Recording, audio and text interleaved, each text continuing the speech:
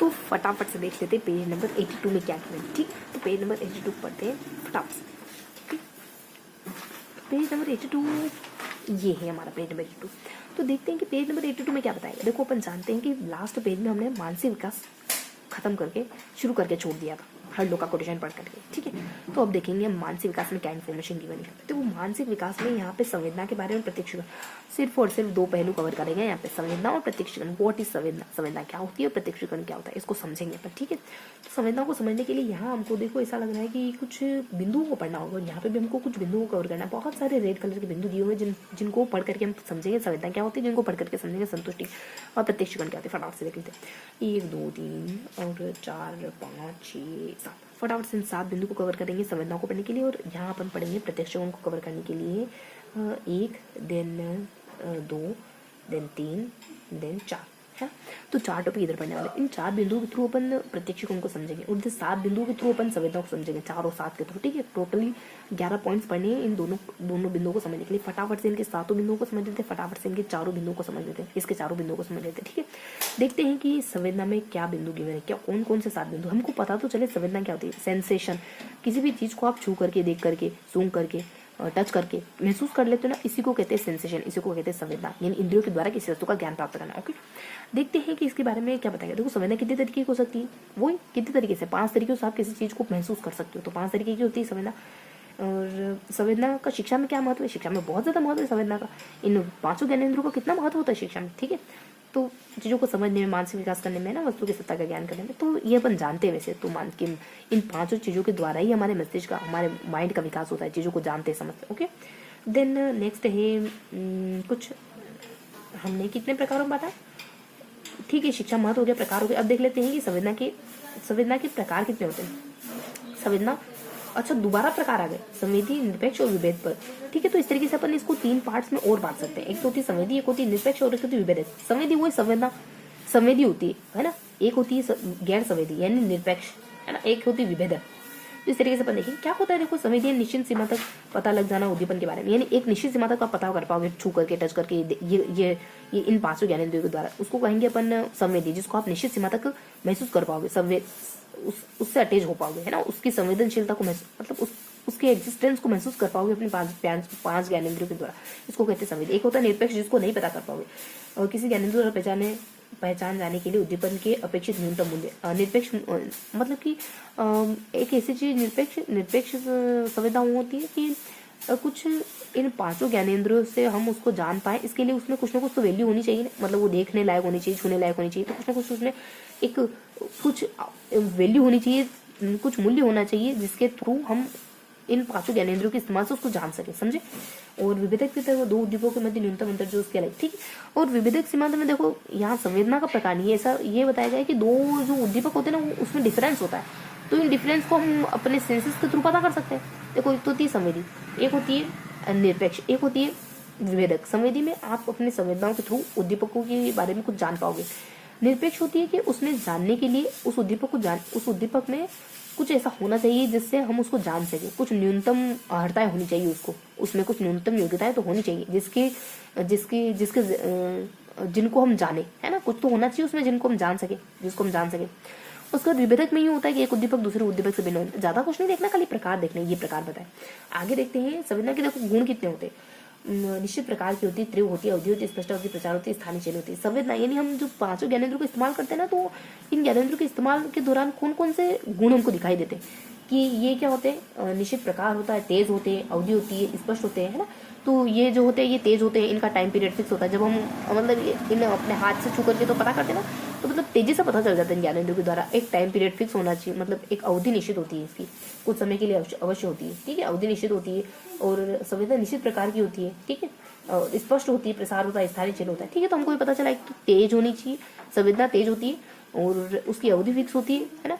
बाकी ये 2 मेन है, बाकी अपन थोड़ा थोड़ा और कह देंगे कि ये स्पष्ट होनी चाहिए, ये संवेदना का निश्चित प्रकार होता है। और एक और क्या कहते थे अपन, प्रसार होता है, प्रकार भी होता है, प्रसार भी होता है, स्थानीय चिन्ह भी होते हैं। तो हमने मोटा मोटी जानना है, बहुत ज्यादा इसको लेंथी नहीं लेना है संवेदना को, कि हम संवेदना को क्या है ये अपने क्वेश्चन कि संवेदना को कैसे जान सकते हैं। अच्छा, गुण क्या होते हैं, क्या क्वालिफिकेशन होती है संवेदना की।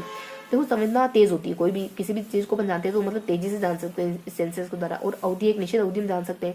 बाकी संवेदना के प्रकार होते हैं, 5 प्रकार होते हैं, हमने देख लिए। और संवेदना स्पष्ट होती है, और संवेदना का प्रसार भी हो जाता है।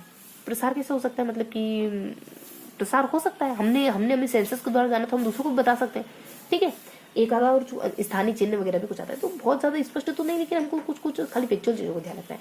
उसके बाद संवेदना का अर्थ क्या होता है, स्वरूप क्या। देखो अर्थ तो स्वरूप अब बताया जा रहा है ना। प्रकार वगैरह 2 तीन प्रकार देख लिए, संवेदना की शिक्षा में महत्व देख लिया, संवेदना के गुण देख लिए हमने, है ना। संवेदना की शिक्षा में महत्व, संवेदना के प्रकार, और प्रकारों को हमने 2 बार देखा मोटा मोटी। अब देख लेते हैं संवेदना का मतलब क्या होता है, इसका स्ट्रक्चर कैसा होता है। संवेदना ऐसी सरल मानसिक प्रक्रिया जिसको द्वारा हमें वस्तुओं व्यक्तियों के बारे में एक आभास मात्र होता है, क्योंकि इसमें अर्थहीन व अस्पष्ट होती है। देखो हमें वस्तुओं का जो एहसास होता है हमारे ज्ञानेंद्रियों के द्वारा, उसे ही संवेदना कहते हैं, लेकिन ये इतना स्पष्ट नहीं होता है, नहीं इतना सुस्पष्ट होता है, मतलब सुस्पष्ट, नहीं इतना अर्थहीन होता है, और न ही बहुत ज्यादा अर्थयुक्त होता है ना। तो ये बहुत ज्यादा स्पष्ट होती है संवेदना, बहुत ज्यादा अर्थहीन होती है। और इसके गुण में क्या देखा था हमने कि स्पष्टता होती है इसके गुण में, संवेदना के गुणों में तो स्पष्ट है, लेकिन संवेदना का अर्थ तो बिल्कुल इसके विपरीत जा रहा। फिर एक मोरी आ जाता है, एक दास आ जाता है, मेरा दास यानी मेरे दास ने कोई XYZ कहता है कि मेरे दास ने इसकी परिभाषा दी, मेरे को देने की जरूरत ही नहीं, इतनी सरल चीजें तो मेरे दास नहीं बता दी, मतलब मेरे नौकर नहीं बता दी। इसका जवाब ये कॉन्सेप्ट तो मेरे नौकर को भी आता है, ठीक है। तो मोरिस क्या देता है, संवेदना से तात्पर्य ये जो भी अपने देखना, सुनना, गंध, स्वाद, संतुलन, दर्द और ज्ञानेंद्र के पास मौलिक संवेदी आंकड़ों से होता है कि प्राप्त कि हमें जो अपनी सेंसेस होती है उनसे जो आंकड़े प्राप्त होते हैं उसी को संवेदना कहते हैं। भाई मेरे अनुसार तो मेरे सर्वेंट ने ये परिभाषा बताई। और दास ने क्या कहा, वही मेरे सर्वेंट ने क्या कहा कि उद्दीपकों को प्राप्त करने की पहली अवस्था को ही संवेदना कहते हैं। कि जो पहली स्टेज होती है ना, जो पहली स्टेज होती है उसी को हम संवेदना कहते हैं। इन्होंने ज्ञानेंद्रियों को नहीं कहा, बल्कि उस मतलब उस प्रोसेस को इसने कहा, ठीक है, दास ने। बाकी विशेषता क्या होती है, एक मानसिक प्रक्रिया है, आरंभिक शुरुआती मानसिक प्रक्रिया। ये देखो ये आभास मात्र उद्दीपक की उपस्थिति अनिवार्य होती है। तो ये कुछ बेसिक से हमने बातें देखी। देखो मैंने संवेदना क्या होती है कि ये शुरुआती अवस्था होती है, कि एक सरल सी मानसिक प्रक्रिया है, ये आभास मात्र होती है, और इसमें किसी उद्दीपक का होना जरूरी है, तभी तो आप महसूस कर पाओगे ना। उद्दीपक नहीं होगा तो कैसे पता करोगे, ठीक है। तो इस तरीके से हमने संवेदना के बारे में जाना। तो मोटा मोटी आपने क्या देखा, देखो अकॉर्डिंग टू मी हमने संवेदना के प्रकार देखे, 2 बार तो प्रकार देख लिए। संवेदना के प्रकारों के बाद हमने संवेदना का शिक्षा में क्या मतलब कुछ खास देखा नहीं, संवेदना के प्रकार ही हमको अहम रूप से याद रखने। और हमने संवेदना के गुण क्या हो सकते हैं ये भी थोड़ा मेजरली हमको ध्यान रखना है। संवेदना किसको कहते हैं, स्वरूप और अर्थ के बारे में देखना है। तो 4 तो यही बिंदु देखे हमने, बस इतना ही तो देखना है हमको। तो इन 4 बिंदु के थ्रू हमने संवेदना को बहुत ही अच्छी तरीके से पढ़ा है ना। तो इस तरीके से देखेंगे संवेदना के प्रकार, देन अगेन प्रकार, है ना। मतलब प्रकार ही हमने 2 बार देखी। किसी विशेष ज्ञानेंद्रिय, किसी विशेष उद्दीपक वस्तु को प्रारंभिक अनुभव से, शुरुआती अनुभव होता है संवेदना, ध्यान रखेंगे, ठीक है। तो ये सारे बिंदु हमने कवर कर लिए, हमने प्रकार देख लिए। ये रहा हमारा 2 गौण प्रकार भी, ठीक है। सबसे पहले हमने देखा प्रकार देखे, फिर बीच में कुछ बेसिक सा पॉइंट है, देन अगेन प्रकार, देन गुण, देन अर्थ और स्वरूप, देन विशेषता, ठीक है। प्रकार, देन अगेन प्रकार, और देन दोनों प्रकारों के बाद हम थोड़ा सा इसके गुण वगैरह देख लेते हैं, देन 2 शब्द में गुण, देन 2 शब्द में अर्थ और स्वरूप देख लेते हैं, ठीक है। तो 4 बिंदु हमारे द्वारा देखेंगे। और उसके बाद लास्ट में सबसे बड़ी हेडिंग विशेषता, सबसे 5 शब्द है इसमें विशेषता हमने देख ली, बहुत बेसिक पहली होती है, सरल होती है, उद्दीपक होना जरूरी होता है ना। और प्रारंभिक अवस्था होती है किसी भी मतलब फील करने की, प्रारंभिक अवस्था होती है, क्या होती है, आभास, ठीक है, प्रारंभिक अवस्था होती है। हाँ ये देख लिया हमने कि पहली होती है, सरल होती है, हाँ, और इसमें ना वस्तु का बस आभास मात्र होता है, कुछ खास पता नहीं चलता इससे, ठीक है। तो ये सारी जानकारी बेसिक। अब देख लेते हैं इसके फैक्ट वगैरह। इसके फैक्ट क्या है, देखो विलियम जेम्स ने क्या कहा, जलोटा ने क्या कहा है, ज्ञान की पहली सीढ़ी, ज्ञान का द्वार, जीवन की प्रारंभिक और सरल मानसिक अनुभूति, संवेदना, बालक की शिक्षा की शुरुआत संवेदना से होती है। तो देखो 2 कोटेशन इंपॉर्टेंट है, बाकी तो अपन जानते हैं, ज्ञान की पहली सीढ़ी, ज्ञान की शुरुआत इससे होती है, प्रारंभिक स्तर है ना, और जीवन का प्रारंभिक और सरल मानसिक, और सबसे सरल भी है, सबसे शुरुआती भी, और बच्चा ज्ञान की शुरुआत इसी से करता है, चीजों को देख कर, छू कर, है ना। तो सबसे सरल मानसिक प्रक्रिया होती है। तो ये तो बेसिक इन्फॉर्मेशन 2 विद्वानों ने क्या है, देखो विलियम जेम्स ने क्या कहा, जलोटा ने क्या, जय बोलो, जय कहा नहीं करते, वैसे जय ने कहा, जेम्स और जलोटा ने क्या कहा, संवेदना ज्ञान की पहली वस्तु है, ज्ञान ग्रहण करने की पहली वस्तु है, ये कहा जेम्स ने, है ना, जम्स। और पहले हाथ धो वरना जम्स आ जाएंगे, तो पहली वस्तु कहा जेम्स ने। और जलोटा संवेदना के एक साधारण ज्ञानात्मक और बहुत सरल है, पहली उनके साथ बहुत सरल है, तो पहली कहते हैं जेम्स, सरल कह देते हैं जलोटा, कि साधारण सी वस्तु है ज्ञान प्राप्त करने के लिए। संवेदना एक साधारण ज्ञानात्मक अनुभव है, एक साधारण सा अनुभव है, एक सरल सा अनुभव है जिससे आप ज्ञान प्राप्त करते हो। इस तरीके से हमने संवेदना को अच्छे से पढ़ लिया। देन अब हम देख लेते हैं थोड़ा सा प्रत्यक्षीकरण क्या होता है ना, फटाफट से देख लेते हैं। देखो प्रत्यक्षीकरण क्या होता है, हमने देखा था 4 बिंदु को कवर करना है हमको यहाँ पे। तो 4 बिंदु क्या है, देखो प्रत्यक्षीकरण के उपागम कौन से, तो वो ये देखेंगे, इसके सिद्धांत कौन कौन से हैं और इससे जुड़ी कुछ विशेष फैक्चुअल जानकारी कौन सी। तो क्या देखना है, देखो संवेदना हमको प्रत्यक्षीकरण में क्या क्या जानने की जरूरत है, इसके अप्रोचेस होते हैं, इसके उपागम होते हैं, इससे जुड़े कुछ विशेष फैक्ट होते हैं और इसके कुछ प्रकार है। अच्छा, इसके कुछ सिद्धांत होते हैं, इसके कुछ प्रिंसिपल्स होते हैं, इसके उपागम भी होते हैं, अप्रोचेस भी होते हैं। अब हमको देखना होगा कि ये क्या है, इसकी अप्रोच होती है, इसके सिद्धांत होते हैं, किसके, प्रत्यक्षीकरण के, और कुछ विशेष फैक्ट होते हैं, तो इसको जानना है। कुछ कुछ और भी है, मतलब परिभाषा वगैरह तो होगी, ठीक है। तो इस तरीके से हमने इसको जाना है। देखो यहाँ पैटर्न ध्यान रखोगे, पहले दो डिस्कस करेंगे, फिर अगेन 2 डिस्कस करेंगे, फिर ऊपर देन नीचे, और यहाँ पे भी ठीक है, सही करने वाले। इसके उपागम देखेंगे, इसके सिद्धांत देखेंगे, देन कुछ विशेष फैक्ट देख लेंगे, और कुछ फैक्ट के साथ कुछ ऊपर परिभाषा देख लेंगे, ठीक है। इस तरीके से हमारे 4 बिंदु कवर हो जाएंगे अच्छे से। तो देख लेते हैं कि इसकी उपागम क्या क्या है और सिद्धांत कौन कौन से। देखो इसके उपागम है 1 2 उपागम इसके। एक तो ऊर्ध्वगामी यानी एक उपागम जो ऊपर की तरफ जाता है, अधोगामी एक नीचे की तरफ जाता है। जो प्रत्यक्षीकरण की पहचान अंश से प्रारंभ होकर समग्र प्रत्याभिज्ञान का आधार बनती है, की पहचान अंश से प्रारंभ होकर समग्र प्रत्याभिज्ञान की प्रत्यक्षीकरण। जब हम ये क्या होता है, ऊर्ध्वगामी में क्या होता है, अंश से प्रारंभ होकर समग्र तक जाता है। जो ऊर्ध्वगामी प्रकरण है जो नीचे से शुरू होता है और ऊपर की तरफ जाता है, समग्रता की ओर जाता है। और अधोगामी है जब प्रत्याभिज्ञान प्रक्रिया समग्र से शुरू होती है और इसके आधार पर घटकों की पहचान की जाती है, ठीक है। तो पहले अंशों की पहचान होती है, उसके बाद अपन समग्र की पहचान करते हैं, उसके बाद, और इसका जस्ट उल्टा, समग्र की पहचान के बाद अंशों की पहचान करना। ये दोनों इसके अप्रोचेस है। अब इसके प्रिंसिपल कौन कौन से, उप प्रक्रिया। अच्छा, यहाँ पे 3 बिंदु है, ओके। तो 3 बिंदु बीच में बताएंगे, देन एक ऊपर, देन एक नीचे बताएंगे। तो उपागम, सिद्धांत और देन प्रोसेस भी है, ठीक है। तो हमने देखा कि दो बीच में थी और एक ऊपर थी और एक बीच में, 2 बीच में थी अपने, और एक ऊपर और एक नीचे हमने देखा था। अब देखो कि उन बीच वाले की भी बीच में एक और आ गई हमारी। तो इस तरीके से ध्यान रखेंगे, कुछ इस तरीके से है ना, बड़ी वाली फिंगर से हम बीच वाले के भी बीच वाली की प्रक्रिया ध्यान रखेंगे, मतलब जो टॉपिक है प्रक्रिया उसको ध्यान रखेंगे। अब प्रक्रिया क्या होती है, उद्दीपक है, इंद्रिया है, अवधान है, और प्रक्रिया है, और प्रत्यक्षण। देखो प्रत्यक्षण कैसे होता है, आपके सामने कोई चीज आती है, उद्दीपक आती है, फिर आपकी इंद्रिया उसको छूती है, टच करती है, देन आप ध्यान देते हो, फिर मतलब कुछ छूते हो, देखते हो, तो उस पर ध्यान भी जाएगा फिर आपका, और देन एक प्रोसेस चलती है और प्रत्यक्षण हो जाता है। आपके सामने उद्दीपक आता है, और मान लो साइकिल आई, साइकिल उद्दीपक है, आपने प्रक्रिया करी, साइकिल चलाने चले गए, और चलाया मतलब उसको देखा ध्यान से, चलाने की कोशिश करी, बैठे, ये सब पर आपने ध्यान दिया, देन एक प्रोसेस हुई। ये क्या थी, एक पूरी प्रोसेस थी। इस तरीके से ध्यान दिया, इस तरीके से प्रोसेस हो जाती है, देन लास्ट में प्रत्यक्षीकरण हैपेंड हो जाता है, ठीक है। तो सबसे पहले उद्दीपक आता है, देन हम इंद्रियों का इस्तेमाल करते हैं, ध्यान वगैरह देते हैं, प्रोसेस वगैरह करते हैं, तो लास्ट में प्रत्यक्षण हो जाता है, ठीक है। उद्दीपक आता है, उद्दीपक आएगा तो हम इंद्रियों से कुछ ना कुछ करेंगे, ध्यान देते हैं, प्रोसेस होती है, और लास्ट में हमको प्रत्यक्षण हो जाता है। ये इसकी प्रक्रिया। देन देख लेते हैं इसके प्रिंसिपल्स कौन कौन से। देखो इसके प्रिंसिपल है कुछ 7 प्रिंसिपल दिए गए। अब वो सिद्धांत कौन कौन से, आकृति का, निकटता का, समानता का, लघुता का, समीपता का, अविचिता का, पूर्ति का।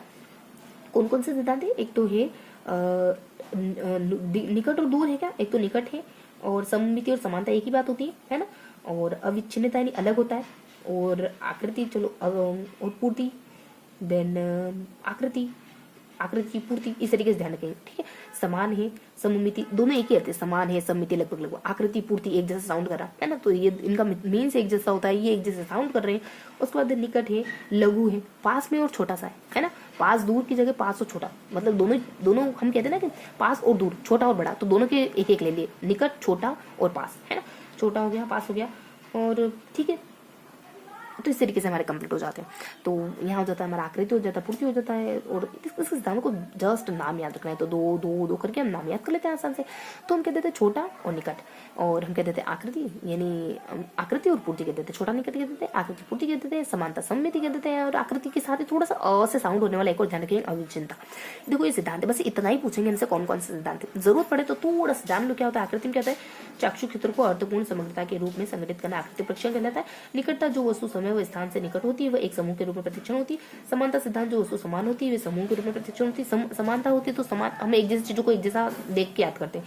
लघुता लघु क्षेत्र बृहद क्षेत्र की तुलना में जल्दी प्रत्यक्षण होता है, मतलब कि याद कैसे होता है, प्रत्यक्षण यानी परसेप्शन, हमारा माइंडसेट कैसे बनता है किसी चीज को लेकर के। जो लघु होती है ना वो बृहद क्षेत्र की तुलना में जल्दी, जो छोटी छोटी चीजें होती है उन पर हमारा जल्दी ध्यान चला जाता है। सममिति का यानी सममिति क्षेत्र काला यानी असममिति क्षेत्र सफेद की तुलना में जल्दी प्रत्यक्षण होता है। सममिति क्षेत्र जो एक जैसी चीजें दिखाई देते हैं उस पर हमारा ध्यान पहले जाता है ना। कोई एक जैसे, मान लो किसी ने 5 जनों ने एक जैसा कपड़े पहन रखे तो पहले ध्यान जाएगा, तो सममिति चीजों पर असममिति की तुलना में पहले ध्यान जाता है। समानता, जो वस्तु समान होती है उस पर भी पहले ध्यान जाता है, जो वस्तु छोटी होती है उस पर भी पहले ध्यान जाता है। निकट होती, जो स्थान व समय से निकट होती है वे समूह के रूप में प्रत्यक्ष होती है। जो वस्तु स्थान व समय से निकट होती है वह वे एक समूह के रूप में, जो मतलब एक ही समय होती है, जो एक ही स्थान की होती है, वो एक समूह के रूप में लगती है हमको, ठीक है। निकट वो सब पास पास में लगती है हमको, जो एक ही, मान लो एक ही गांव के दो लड़के तो एक जैसे कुछ ना कुछ उसमें कॉमन दिख जाएगा। देन पूर्ति वस्तु के लुप्त भागों को हम भर के समग्र रूप में देखते हैं। देन आकृति, चाक्षु क्षेत्र को अर्थपूर्ण संपूर्णता के रूप में संगठित करना आकृति प्रत्यक्षण कहलाता है। तो चाक्षु क्षेत्र को अर्थपूर्ण संपूर्णता के रूप में संगठित करना आकृति प्रत्यक्षण कहलाता है। चाक्षु क्षेत्र अर्थपूर्ण, तो हम कोई अर्थपूर्ण चीज देखते हैं ना, उसको आकृति प्रत्यक्षण कहते हैं। संगठित करना, जो हमने कोई अर्थ या जो कुछ हमने देखा हमको समझ आ गया तो उसको आकृति प्रत्यक्षण कहते हैं। देख के हमको समझ आ गया। वस्तु के लुप्त भाग को हम भर के समग्र रूप में देखते हैं। तो जो भी पूर्ति सिद्धांत क्या होता है कि जो मिस हो रहा होता है ना उसको अपन फुलफिल करते हैं और उसको समग्रता से देखना पसंद करते हैं। तो कुछ कुछ थोड़ा सा जानना जरूरी होता है, इस वजह से जाना। अब ये देख लेते हैं और ये देख लेते हैं, फिर देन फिनिश करते हैं, है ना। तो देखो यहाँ हम देख लेते हैं तो कि कुछ कुछ परिभाषा है और यहाँ कुछ कुछ है ना विशेष बात है। देखो परिभाषा को देखो, जलोटा क्या कहते हैं, वुडवर्ड क्या कहते हैं, रायबर्न क्या कहते हैं। इधर हमने जलोटा और जेम्स देखा, जेम्स और जलोटा देखा। वो जेम्स कहते हैं कि पहली और जलोटा कहते हैं कि ना बहुत सरल सी साधारण सी प्रक्रिया है।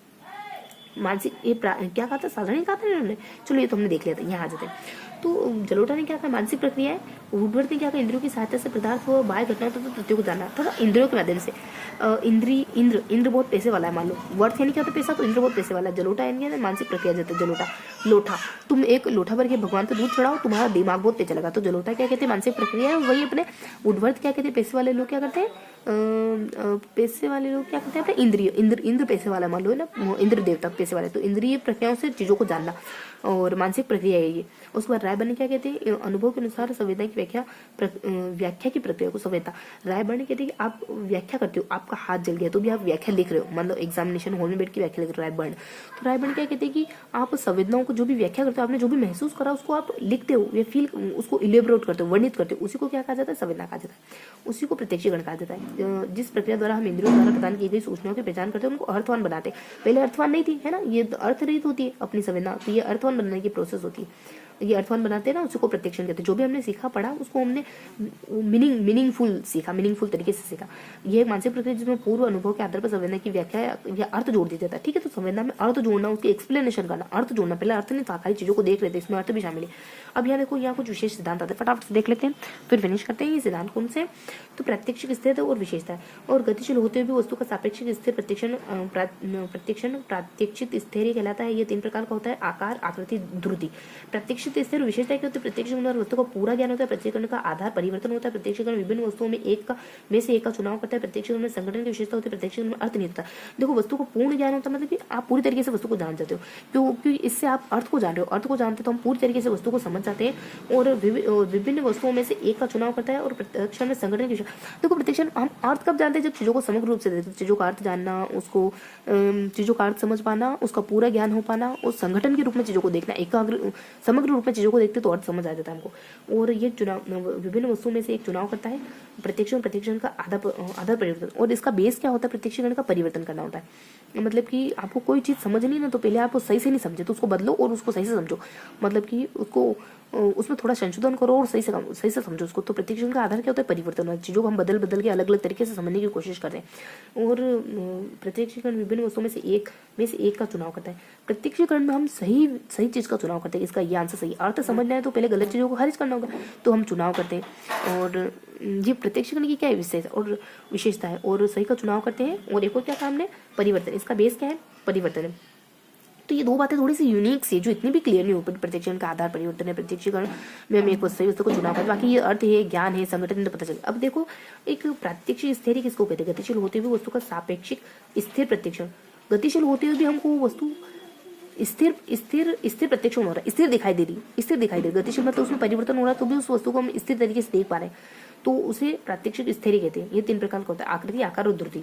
आकार में प्रत्यक्षण पर दूरी का प्रभाव नहीं पड़ता, आकार के प्रत्यक्षण पर दूरी का प्रभाव नहीं पड़ता। आकृति का अपरिवर्तित रहना, आकृति नहीं बदलती। रंगों की मात्रा पर का भी स्थिर रहना, ध्रुति यानी रंग स्थिर रहना, आकृति मतलब आकृति स्थिर रहना। आकार यानी पर भी दूरी का प्रभाव नहीं पड़ता। आकार के प्रत्यक्षण पर आकार यानी आकार स्थिर रहना। कुल मिला के गतिशील वस्तु भी है ना, वो आपको स्थिर प्रतीत हो रही है, इसी को कहते हैं प्रत्यक्षिक स्थिर, है ना। तो इस तरीके से हमें कुछ मोटा मोटी जाना है। तो हमने क्या जाना, हम देख लेते हैं हमने क्या जाना। हमने कुछ फैक्ट जाने, हमने कुछ ये जाने सिद्धांत, लास्ट में कुछ विशेष बातें जानी, बीच में हम एक प्रक्रिया जानते हैं इसकी, और इसके अलावा हम 2 बातें और जाने, इसके उपागम कौन कौन से हैं, और इसके एक और क्या, इसके प्रिंसिपल्स कौन कौन से। तो इसके उपागम वो देख लिए, वही 2 तरीके के इसके उपागम क्या कहते हैं, ऊर्ध्वगामी और अधोगामी। और इसके सिद्धांत कौन से हैं, वही हमने दो करके पढ़े, निकट है, दूर है, सम्मिति असम्मिति, है ना, आकृति पूर्ति। इस तरीके से हमने दो करके पढ़े कि 2 तो हमारे एक जैसे साउंड कर रहे हैं, 2 हमारे 2 का एक जैसा मीन्स होता है, और कुछ 2 हमको दोनों हमारे विलोम शब्द हो जाएंगे, ठीक है। और इसकी प्रोसेस क्या होती है, प्रोसेस होती है साइकिल वाला उदाहरण लेके हमने पढ़ा था, ठीक है, इस तरीके से। और व्याख्या क्या देखी थी हमने, जो लोटा है, पैसे वाला है, और जला हुआ है ना, जले हुए हाथ से भी लिख रहा है, इस तरीके से हमने कुछ कुछ परिभाषा पढ़ी, और यहाँ पे हमने कुछ कुछ विशेषता पढ़ी। तो इस तरीके से हमने पूरे प्रत्यक्ष गण को बढ़िया से पढ़ी, ओके।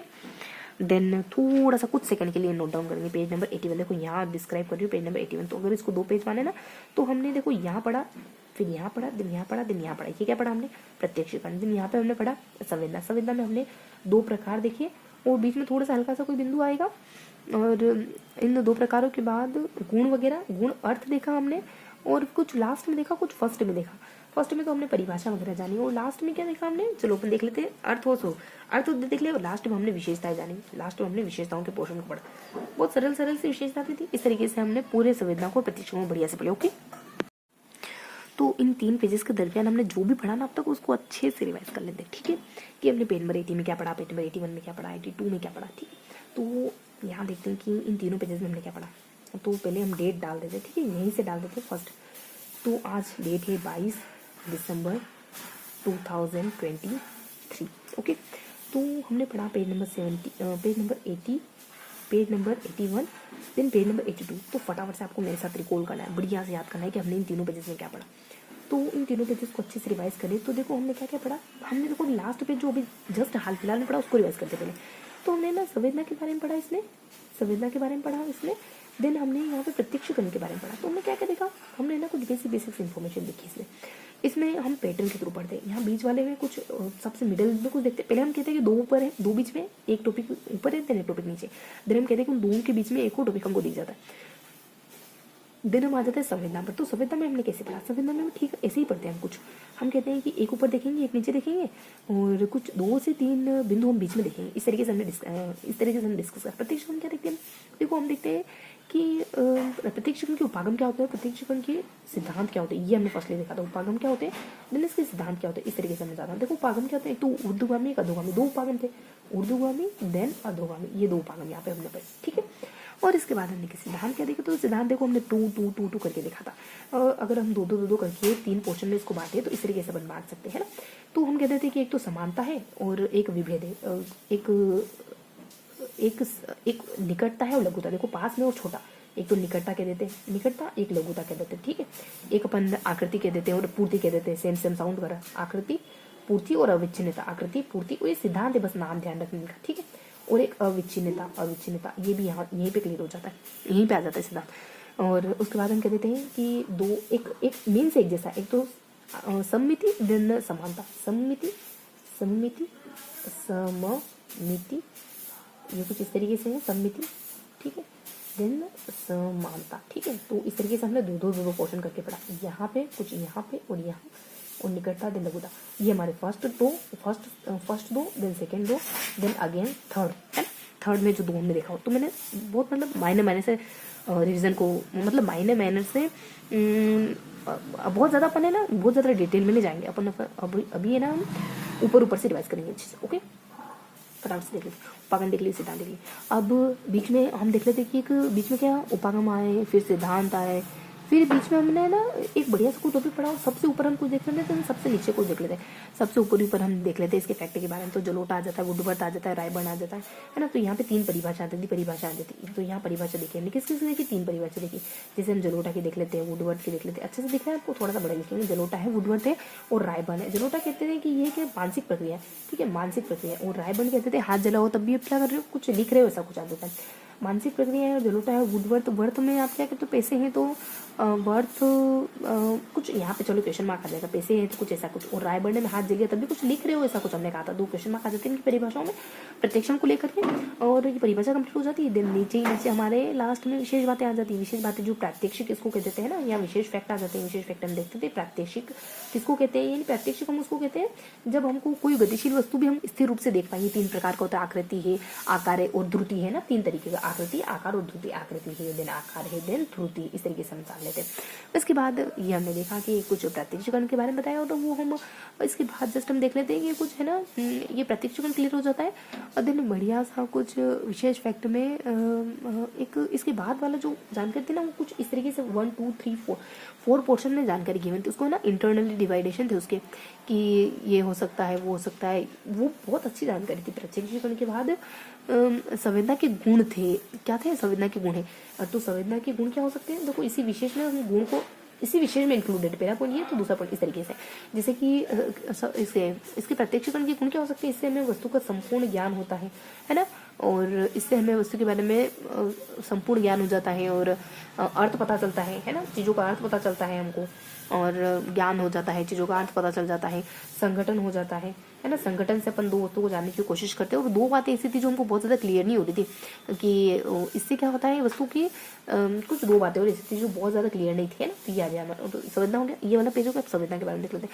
संवेदना के बारे में क्या देखा हमने, तो बस फटाफट से रिवाइज करते फिनिश करते। देखो संवेदना हम जानते हैं कि हमने संवेदना के बारे में देखा कि कुछ बीच में हम देखते हैं, कुछ ऊपर हम देखते हैं, ऊपर 2 परिभाषा देखते हैं, जुलोटा की देखते हैं। जुलोटा कहते हैं कि ये सबसे शुरुआती इकाई और सबसे पहली सीढ़ी होती ज्ञान प्राप्त करने की, है ना। और कौन कहते हैं ये अपने एक जलोटा आ जाते हैं, और तो सबसे पहली सीढ़ी ज्ञान प्राप्त करने की, ऐसा कहते हैं। दूसरे कहते हैं कि प्रारंभिक ये है, जे कहते थे। एक तो जलोटा ने कहा और एक और हमारे विलियम जेम्स ने, पहले जेम्स ने कहा और फिर जेम्स, हाँ पहली सीढ़ी होती है। तो पहले हमारे जेम्स की परिभाषा थी कि पहली सीढ़ी होती है, और फिर जलोटा आ जाते हैं जो कहते हैं कि ये ना प्रारंभिक अनुभव होते, कुछ प्रारंभिक शब्द का इस्तेमाल करते हैं कि प्रारंभिक अनुभव होते हैं, और इससे हम कुछ प्रारंभिक शब्द का इस्तेमाल करते हैं अपनी परिभाषा में, इस तरीके से आ जाता है। और फिर हम बीच में कुछ टॉपिक देखते हैं, प्रकार देखते हैं। देखो हम एक बार प्रकार देखे, 2 बार प्रकार देखे, एक बार तो वही 5 प्रकार आ जाते हैं। एक बार हमारे जो प्रकार आते हैं ना वो कुछ अलग आते हैं, जैसे कि हमारे संवेदी हो जाता है, निरपेक्ष हो जाता है, और एक और हमारा आ जाता है कि संवेदी है, निरपेक्ष, और एक और कुछ कि विभेद, है ना। तो इस तरीके से हम 3 प्रकार और देख लेते हैं। ये हमने प्रकार जान लिए, और उसके बाद गुण वगैरह देख लेते हैं और अर्थ वगैरह देख लेते हैं। देखो उसके गुण क्या होते हैं, किसके संवेदना के गुण क्या होते हैं कि संवेदना वही अवधि होती है इसकी, उसके बाद स्पष्टता होती है। पहले तो समय होता है, एक तो अवधि होती है, और एक समय, और एक और कुछ होता है, देन फिर प्रसार हो जाता है, देन पी से एक और कुछ होता है, देन अवधि है, समय है, प्रसार है, देन एक और लास्ट में कुछ बड़ा बिंदु आता है। कुछ इस तरीके से हमने देखते हैं, मतलब अवधि है और स्पष्टता है, देन प्रसार है, देन ऐसे ही कुछ 1-2 बिंदु आ जाते हैं। ये इसको गुण होते हैं। उसके बाद अपन देख लेते हैं इसके स्वरूप क्या क्या होते हैं, अर्थ क्या क्या है। देखो संवेदना का अर्थ होता है कि जब हम अपने ज्ञानेंद्रिय के द्वारा किसी ज्ञान को प्राप्त करने की कोशिश करते हैं, वही संवेदना कहलाता है ना। उसके बाद हम इसकी विशेषता देख लेते हैं। देखो ये ज्ञान की पहली सीढ़ी होती है, और ये बहुत सरल सा अनुभव होता है। अब विशेषता देखते हैं ना, बहुत सरल सा अनुभव होता है संवेदना, और इससे हम ज्ञान की पहली सीढ़ी होती है, बहुत सरल अनुभव होता है, बहुत अस्पष्ट नहीं, हाँ इसमें ना अस्पष्टता पाई जाती है, पूरा अर्थ समझ में नहीं आता है वस्तु का, है ना। और मानसिक प्रक्रिया है बहुत सरल सी। तो इस तरीके से कुछ 3 से 4 विशेषता हम यहाँ क्लियर करें। उसके बाद हम आ जाते हैं सेकंड पेज में, देन फर्स्ट पेज में। देखो सेकंड पेज में हम क्या देख लेते हैं, फर्स्ट पेज में फिनिश करते हैं, ठीक है। तो देखो फर्स्ट पेज में तो हमने ना बढ़िया से देखा, तो चलो फर्स्ट पेज देख लेते हैं कि हम देख लेते हैं। यहाँ पे सबसे पहले अपन देख लेते हैं वजन, है ना, वजन देख लेते हैं, बाहर देख लेते हैं, देन हड्डियाँ देख लेते हैं, देन दांत देख लेते हैं, हड्डियाँ देख लेते हैं, दांत देख लेते हैं, मांसपेशियाँ देख लेते हैं, और मांसपेशियों के साथ ऐसे ही कौन सा होता है, एक धड़कन देख लेते हैं। इस तरीके से कितनी होती है ये देख लेते हैं अपन। इसके ऊपर तो हम कुछ खास देखते नहीं, क्योंकि हम विकासात्मक, अब किशोरावस्था के विकासात्मक पहलू को देखते हैं, जिसमें अपन 2 कोटेशन देख लेते हैं, और इसके बाद अपन एक और बिंदु देखते हैं जिसमें हम अच्छी से जानकारी देखते हैं, थोड़ी सी सिद्धांत कौन से यहाँ ये देखते हैं, और फिर यहाँ पे डेज देख लेते हैं, वो शैक्षिक रुचियाँ वगैरह। और शैक्षिक महत्व में भी हम 1-2 कोटेशन किसी की देखते हैं। फिर हमें ना शैक्षिक निर्देशन देखते हैं कि शैक्षिक निर्देशन कैसे दिए जाने चाहिए बालकों को। यहाँ पे अपन कुछ देखते हैं और देन यहाँ पे क्वेश्चन मार्क लगा देते हैं, ठीक है, इस तरीके हल्का हल्का देखते हैं। उसके बाद हम सेकंड पेज पे आ जाते हैं। सेकंड पेज में हम डिस्कस करते हैं कुछ, फटाफट से देखते हैं ना। तो सेकंड पेज में हमने पढ़ा था, सेकंड पेज हमारा हो जाता है किसको लेकर के, ये हमने अंग वगैरह के बारे में देख लिया। अच्छा, तो हमने यहाँ देखा था ना कि इस तरफ हमारे मेन फैक्चुअल चीज़ें आ जाती है, इस तरफ विशेष बातें आ जाती है। हाँ, तो इसको हम दो भागों में बांटते हैं। तो इसमें अब तथ्य वगैरह आ जाते हैं। तो तथ्य में भी हमारे नीचे वो प्रक्रिया वगैरह होती है, वो बेबिन्स की वगैरह, और यहाँ पे कुछ वो तथ्य वगैरह, मेडुला ऑब्लिगेटा और ये सब, ठीक है। बस फिनिश करते हैं। और वो हमारे जो अंग नहीं है, मस्तिष्क है, सुषुम्ना है और नाड़ी तंत्र, वो सब यहाँ पे आते हैं, ठीक है। और यहाँ पे वो सब पूरी प्रक्रिया बताते थे। और यहाँ पे वो मेरिडिथ के अनुसार वो तीन अब यहाँ पे ना तीन चीज़ आती है। एक तो मेरिडिथ के अनुसार वर्गीकरण आता है, एक और कुछ विशेष, वो मेरिडिथ के साथ दो बातें लगी, मतलब तीन कॉन्सेप्ट देखते हैं। मेरिडिथ के अनुसार देख लेते हैं, देन अस्थि अंगों के बारे में देख लेते हैं, देन समय काल के बारे में देख लेते हैं। और फिर हम कहते हैं कि हम यहाँ देख लेते हैं, मतलब कि यहाँ देख लेते हैं कुछ इस तरीके से दो पोर्शन देख लेते हैं। देन यहाँ पे थोड़ा सा मानसिक विकास के बारे में शुरू कर देते हैं अपन। मानसिक विकास यहाँ पे कुछ फैक्ट आ जाते हैं कि यहाँ पे तेज होता है, फिर धीरे होता है, फिर तेज होता है विकास, है ना। तो एक फैक्ट यहाँ आता है, और देन मानसिक विकास के तौर पे आता है यहाँ पे, और यहाँ पे ये जो मानसिक विकास के तौर पे एक फैक्ट यहाँ आता है, ठीक है। तो इस तरीके से ये कंप्लीट करते हैं अपन, और एक फैक्ट इसके ऊपर आ जाता है। फिर यहाँ पे अपन इस तरीके से कंप्लीट करते हैं, और एक फैक्ट इसके नीचे आ जाता है। इस तरीके से हम पैटर्न में देखते हैं। अब जो हमने क्वेश्चन मार्क लगा हुआ फटाफट से देख लेते हैं, और फिर सेशन का खात्मा करते हैं। जो हमने क्वेश्चन मार्क लगा हुआ क्या है, आभास मातृत्व। देखो यहाँ पे हमने क्या, विलियम जेम्स ने सही कहा था, जलोटा भी सही कहा था, मोरिस, अच्छा अर्थ बताने के लिए मोरी आता, दास आता है। मोरी दास कहते हैं कि मोरी क्या कहते हैं कि समझना क्या होती है, आपकी अंगों के इनके ज्ञानेंद्रियों के द्वारा ज्ञान प्राप्त करना। और दास क्या कहता है, देखो ये ज्ञानेंद्रियों के द्वारा ज्ञान प्राप्त करना, जो भी श्रवण अंग, जो भी सब, हर एक अंग का नाम है। दास क्या कहता है, उद्दीपकों से प्राप्त करने वाली पहली अवस्था को, पहले तुम मेरे पहले दास मान लो, तो पहली अवस्था को संवेदना कहते हैं। जो पहली जो स्टेज होती है ना, आप उद्दीपकों को प्राप्त करने की जो पहली अवस्था होती है, तो पहली अवस्था का, इसमें पहली अवस्था का उस पर वाले ने कहा मौलिक अनुभव जो करते हो, तो हमने ये थोड़ा सा मिश्रा कहा था हमने। और इसके बाद हमने यहाँ हमने और क्या मिश्रा कहा, ये जो पहला पेज है, पहले पेज में हमने, अच्छा यहाँ ये कहा था ना किशोरावस्था के सिद्धांत थे, तो अपन 4 बढ़िया से सिद्धांत थे जो अच्छे से जानते हैं, मन का, शरीर का, समाज का, और अचानक होने वाला, और एक और मन से अपन मानव शास्त्र का थोड़ा अजीब सा है ना। उसके बाद रोष, गुस्से है, अच्छा रब है, राम क्या है, राम, यहाँ देखो रब है, रब कौन है, राम रब है, राम, ठीक है। तो यहाँ राम आ जाते हैं। राम क्या कहते हैं, व्यवहारिक ढंग से पढ़ाओ। जेम्स मोल्टन ने ईगो पहचान के अध्ययन के लिए विशेष अध्ययन किया, ठीक है। तो इस तरीके से हमने उन तीनों पेजेस को बढ़िया से पढ़ लिया, ओके। तो अब हम मिलते हैं on the chalkboard face to face. तो जय हिंद फ्रेंड्स, अभी जो भी हमने पढ़ा ना इन 3 पेजेस को देखना है, तो फटाफट से रिवाइज कर लेते हैं कि इन 3 पेज में हमने क्या क्या पढ़ा है। तो बिना देरी के शुरू करते हैं इन 3 पेजेस में हमने क्या क्या पढ़ा है। देखो 3 पार्टीशन कर देते हैं, फटाफट से देखते हैं कि इन 3 पेज में हमने क्या क्या पढ़ा है। देखो फर्स्ट पेज में, लास्ट पेज में, फर्स्ट, मिडिल और लास्ट पेज में हमने क्या पढ़ा।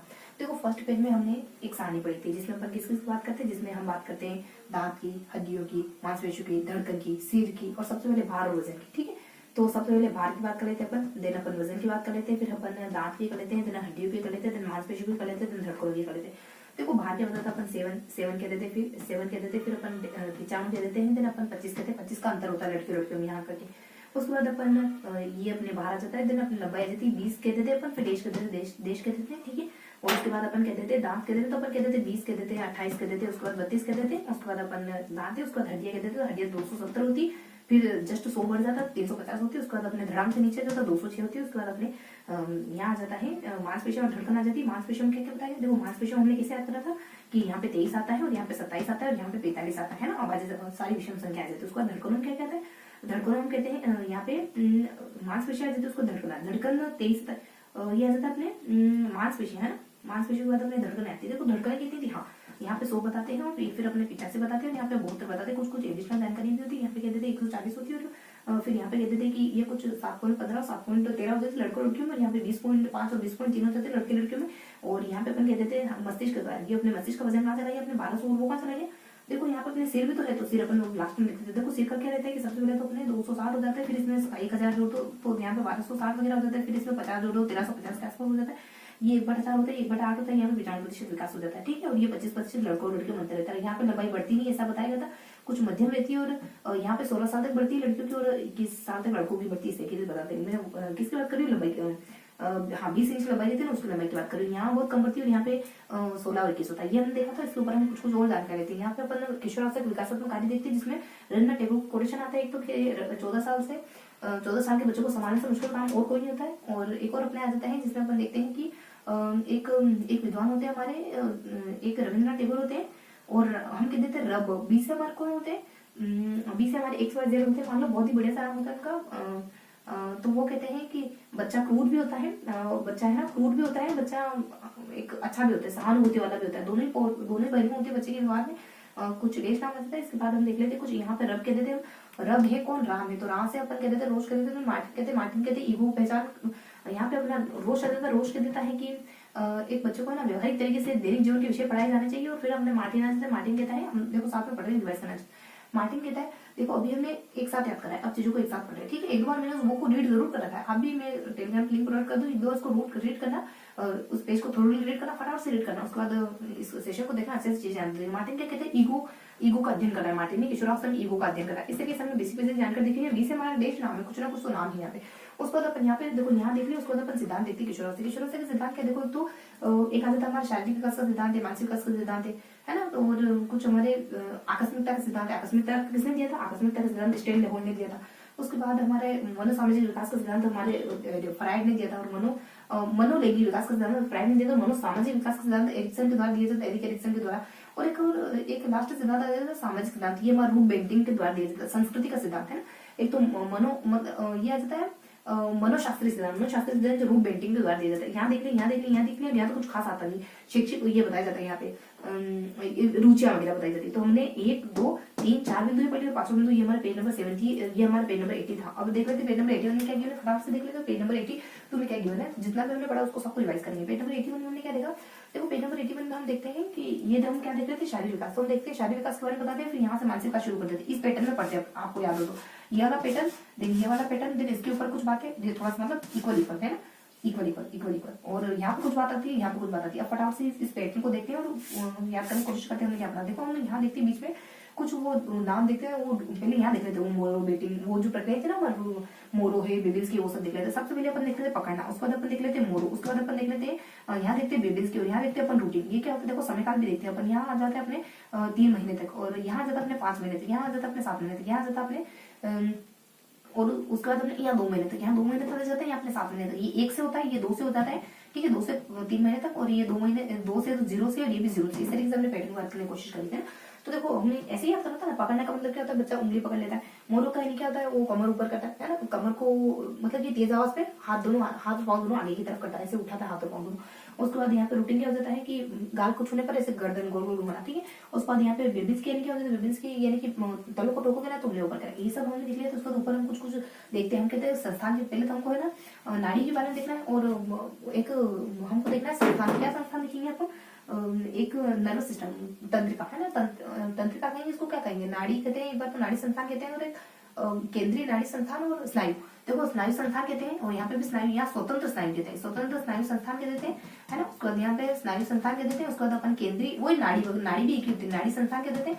इसके बाद अपन कह देते हैं मस्तिष्क आएगा, और कुछ हमारे वो न जाएगा पेनस आ जाएगा, पेनोस वरूली आ जाएगा, और उसके बाद अपने सुषुम्ना आ जाएगा। तो मस्तिष्क आ जाएगा, यहाँ पे अपने पेनस वरूली आ जाएगा, और सुषुम्ना आ जाएगा। छोट में लिखी, ठीक है, सुषुम्ना और सुषुम्ना आ जाएगा, दिख रहा है आपको ठीक ठाक। तो यहाँ पे अपने केंद्रीय तंत्रिका तंत्र की बात कर रहे हैं अपन, स्नायु संस्थान। इस तरीके से मैंने छोट में लिखा है, ठीक है, बहुत ही पूरा जा रही हूँ। तो यहाँ पे क्या होता है, स्नायु संस्थान हमारे शरीर की बीमारी, हमारे कोई कुछ शारीरिक बीमारी का ध्यान रखा था बसंत ने, और आनुवंशिकता भविष्य में क्या होने वाला है, विकास के भविष्य में क्या होने वाला है, इस तरीके से कुछ बातें थी। और यहाँ पे अपना आ जाता है स्वतंत्र स्नायु संस्थान में जो भी अनैच्छिक क्रियाएं वो होती है वो सब।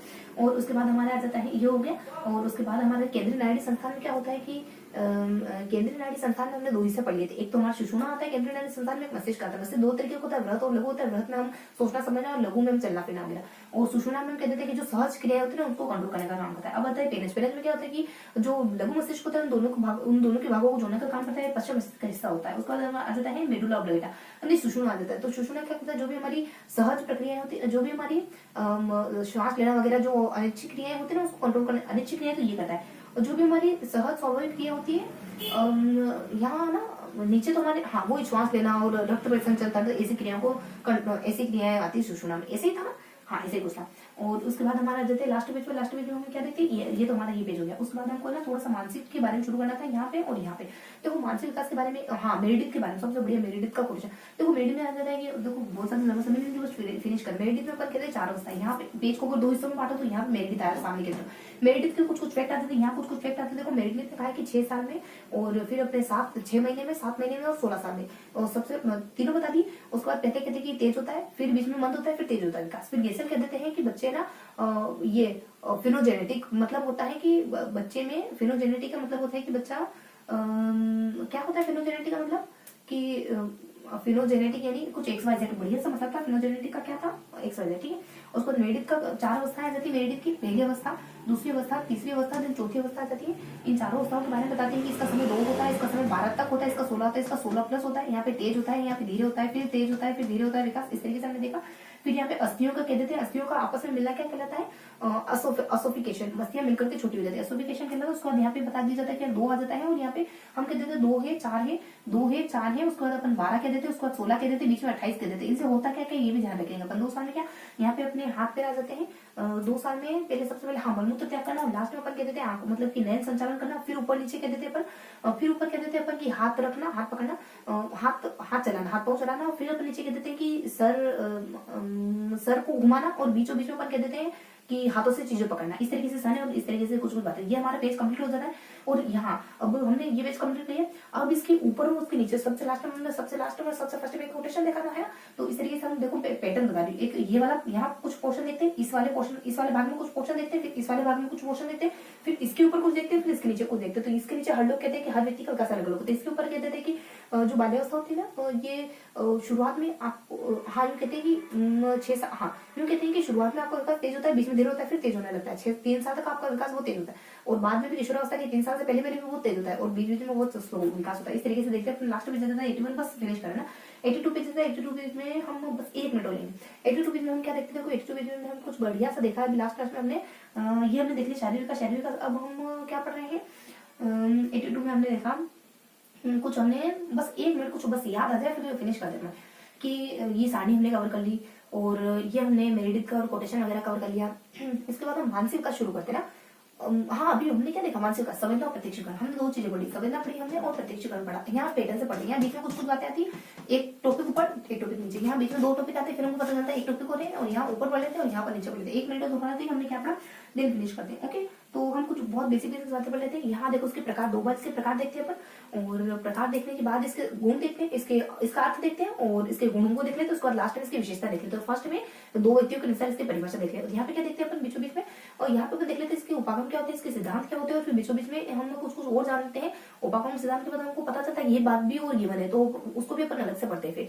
और ऊपर चलो 3 परिभाषा देख लेते हैं, और नीचे अपन है ना, नीचे इसकी कुछ विशेषताएं करके कुछ टॉपिक आता है, मे भी विशेषता ही था, हाँ विशेषता, जिसमें प्रत्यस्मरण वगैरह देख लेते हैं, और वो कुछ अच्छे से कुछ विशेषता देखते हैं कि इससे ज्ञान हो जाता है, इस तरीके से बोल देते हैं। तो बहुत ज्यादा रिवर्स कर पाए इसको, ठीक है। लेकिन फिर मिलेंगे इसी के अगले सेशन में, तब तक के लिए जय हिंद।